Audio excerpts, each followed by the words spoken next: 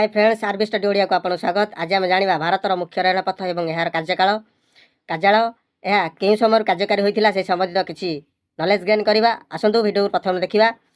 दक्षिण पूर्व रेलपथ यार मुख्य कार्यालय होची कोलकाता। यह 1/8/1955 मसीह कार्यक्रम होता। द्वितीय दक्षिण केंद्रीय रेलपथ यार मुख्य कार्यालय होची सिकंदराबाद। यह 2/10/1966 मसीह कार्यकारी होता। दक्षिण रेलपथ यार मुख्य कार्यालय है चेन्नई। यह 14/4/1951 मसीह कार्यक्रम होता। केंद्र रेलपथ यार मुख्य कार्यालय होची मुंबई। यह 15/11/1955 मसीह कार्यक्रम होता। उत्तर रेलपथ यार मुख्य कार्यालय होची दिल्ली। यह 14/4/1952 मसीह कार्यक्रम होता। पूर्व रेलपथ यार मुख्य कार्यालय होची कोलकाता। यह 1/8/1955 मसीह कार्यक्रम होता। उत्तर पूर्व रेलपथ यार मुख्य कार्यालय होची गोरखपुर। यह 14/4/1952 मसीह कार्यक्रम होता।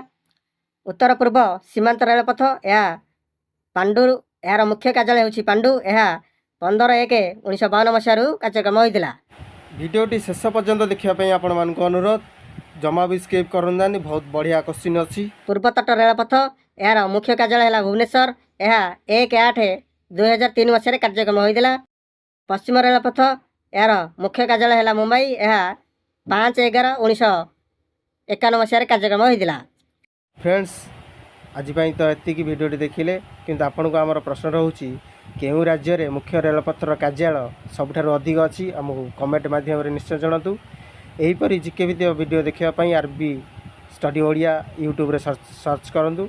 धन्यवाद।